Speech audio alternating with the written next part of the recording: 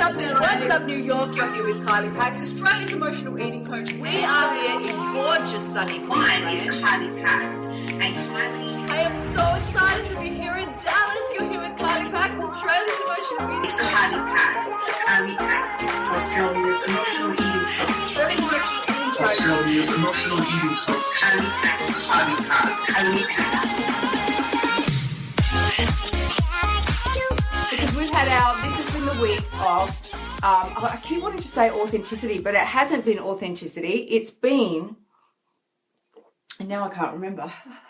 It's been, but it's been a mega week of SmackDowns. It's been a week of mega SmackDowns because it is about accountability this week. I knew it started with an A. This has been our week of accountability, which is why there was epic SmackDown live streams coming at you pretty much almost every day this week. I know Mondays was epic. If you missed Monday's live stream, it was an epic boot up the boot, hey. If you're thinking in your life, oh, I just can't get it together. Like I'm not achieving the things that I want to achieve. I'm still mucking around with eating too much chocolate, fooling around with my love affair with cheesecake and I'm not reaching my goals. You want to watch Monday's live stream. It will send you into a stratosphere of motivation. And also yesterday's was a really, really great one as well. If you missed yesterday's, that is another epic SmackDown. And really, when I say SmackDown, I mean, I'm not sitting here like smacking everybody around. It's the point of it's a reality check. It's a reality check. Because this is our week to really step up and acknowledge that if we don't hold ourselves accountable, who the heck is going to do it?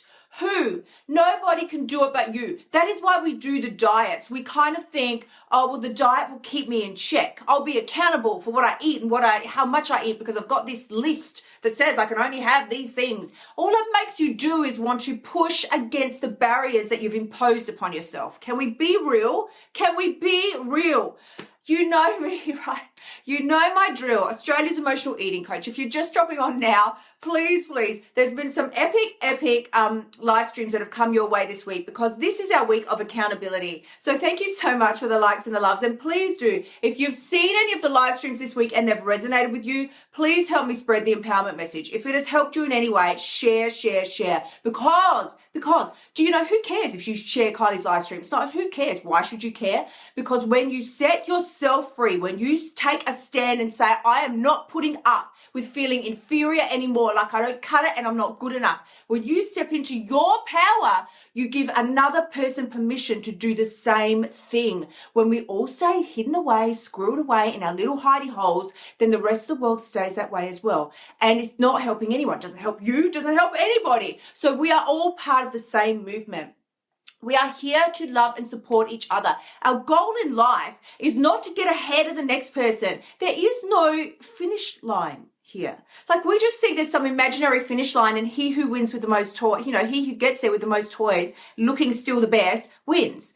Well, that's actually not a thing. It's not a thing. I've been talking about this week. We make up rules, we make them up. And they're actually, these are, and you've never heard me talk about this today, before today, I'm going to share this with you. We live by rules. Now, I'm not going to tell you, I'm not going to spell it out what rules are because I don't like to swear on a live stream. I'm just going to say rules are rules and that what comes before them starts with the letter B. So I don't even know if you can Google it. I don't know if it's on Google. If someone wants to know, you can private message me. They're basically nonsense rules. They're rules, right? They are absolute garbage and we make them up in our head and live our lives by them. I'm not good enough until I reach a certain weight. I can't wear a short skirt. My legs are too fat. Hello? Who said that? Where did that rule come from? Did you pluck that out of the ether and make it up in your own head? Or is that a real legit rule? Is that a rule? Because if it is, someone better show me where that rule is because I've never seen it. That is a rule that we make up in our heads and it squashes us down and makes us feel inferior. So here I feel like is another epic live stream coming today. I want to try and tone it down because all week has been these SmackDowns. But it is about holding ourselves accountable. If you don't do it, who else is going to? If you don't step up and go, I feel good to wear shorts. It's summer in my region of the world or whatever it is, and I want to wear some shorts. Oh, but I better not. My legs don't look like, supermodels. So what? So what? You step into your power and you own it. If you wear shorts, but then you walk down the street like, oh my God, please don't look at me. And somebody goes, hey, they look really cool. And you go, yeah, but my legs are fat. Why do we do this? Why? Please throw me some likes and some loves, or throw a comment in there if you have been guilty of this. We all do this. Someone goes, oh yeah, your hair looks nice. You know, you've had your hair done. Oh yeah, but I need to put some makeup on because it doesn't look good, right? We counteract every compliment by disrespecting ourselves, by throwing out some negative. Oh my God, no, don't compliment me on the good thing because there's all these 15 negative things that I still need to fix. Please, come on, hold yourself accountable. Somebody else tells you something nice about yourself. It's okay for you to actually go, thank you, thanks.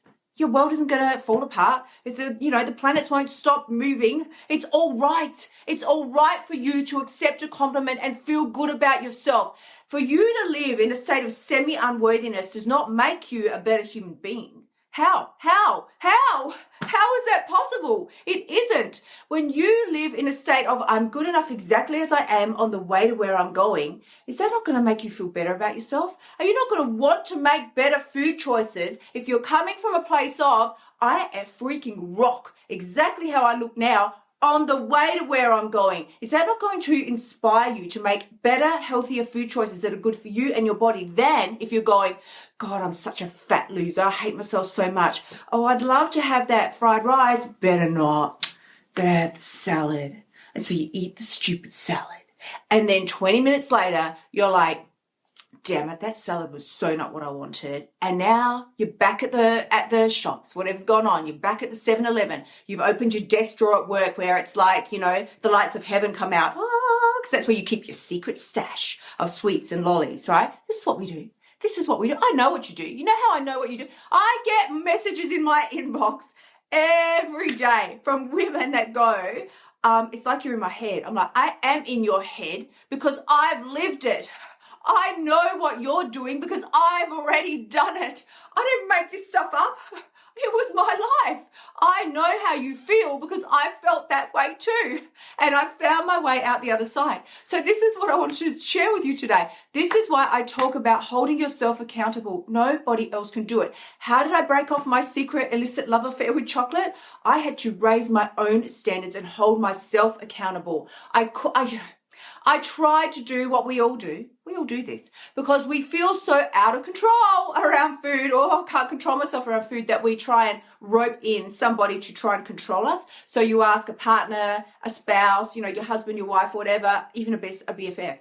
Don't let me eat this XYZ. Don't let me eat this chocolate. The one that's, I used to make my husband lock it away. Hide it. Can you hide it in the house, please? If I know where it is, I'm going to eat it. Like some out of control, crazy lunatic, which I was back then. Totally was. Totally.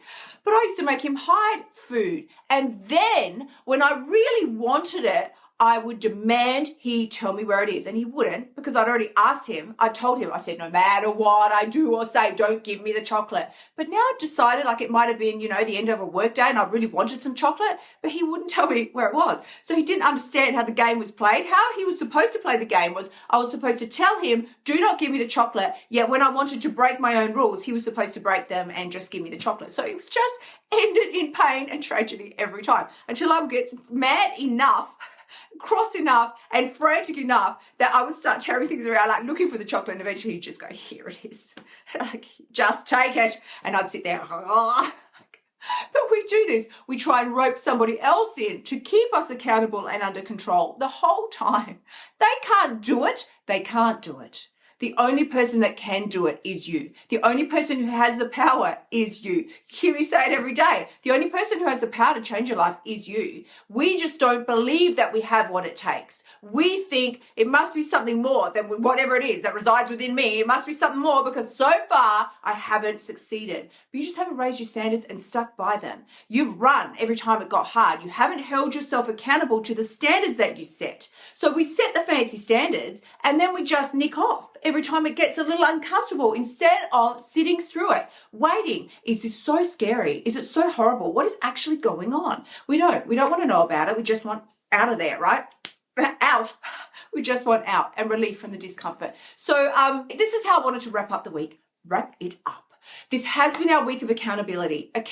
We've had some epic smackdowns come your way this week. Mondays should be in the Guinness World Book of Records. Just scroll down the page and check Mondays if you have not seen it, because if you are feeling a little unmotivated, can't really get with the program, just can't, I start something and I'm not sticking with it, I'm still, having my illicit love affair with chocolate, watch Monday's live stream. It is the boot of the bouquet that you have been looking for. And yesterday's was awesome. Really, it is all about holding yourself accountable, about knowing your self-worth. We are never ever going to break off our illicit love affair with junk food and whatever it is that keeps us feeling stuck and so bad about ourselves until we really make a firm decision, holding ourselves accountable. Really, nobody else can do it. Nobody else. It takes belief, it takes commitment, and it takes a decision on your part. You just have to simply decide this is how it's going to be. It's not rocket science, like it's just not. It's not rocket science. It takes simply a decision from you, a belief that it is possible, and a commitment to see that baby all the way to the end. So if this is something that you struggle with, if you hear what I'm saying and you're like, oh my God, it is the story of my life. I do. She is in my head because I get it, right? I know exactly what she's talking about. If this is something you struggle with and you're like, oh, every time I lose a few kilos, I always gain them back. And I can't understand why the self-sabotage. I can't understand why I won't commit to the process when you know you want it so badly. It just about does your head in when you think, I just have been battling this for whatever, 5, 10, 20 years, whatever your story is. Mine was 30 years. 30 years and just a holding back, really. I can't fight it. Clearly I was a slow learner. But I got there because I finally made the decision and I understood the diets were not what I needed. They were actually what was keeping me in that holding pattern, in that cycle of pain, self-sabotage, of torture, of keeping my illicit love affair with chocolate going. But if this sounds like you and this is something that you're thinking, yeah, I really do want some guidance around this. I really do want some support, some accountability. Send me a private message. We can talk about private coaching. We can talk about the best avenue for you to take because there's always a way out. This is what I really want you to get today. There is always a way out. You're never stuck. You certainly don't have to spend 30 years there like I did. My love affair with chocolate started before I was even too young to talk. Like my parents have told me stories. I would, as a little baby, toddler in prams, I would get my hands on anything. I was stuffing down monumental amounts of food before I even can recollect what I was doing. Why would a young little baby do that? I don't know. Mine is not to question why. My only mission now is to make sure that other people don't have to suffer like that because it's not just about you. This is what we don't get and we don't think any further than ourselves because we're so caught up in our own pain. It's not about you. The way you feel about yourself is reflected onto other people. If you've got children, especially if you've got daughters, so important to get your relationship with food in a place where you feel good about it, so good about it, where it is not like the every waking second of your day, got to, lose this weight, get this weight off, and can't eat that. And then the kids, they look at you at dinner time, they're like, Mummy, aren't you going to eat this, thing what we're eating? You're like, Mummy can't. She's on a diet.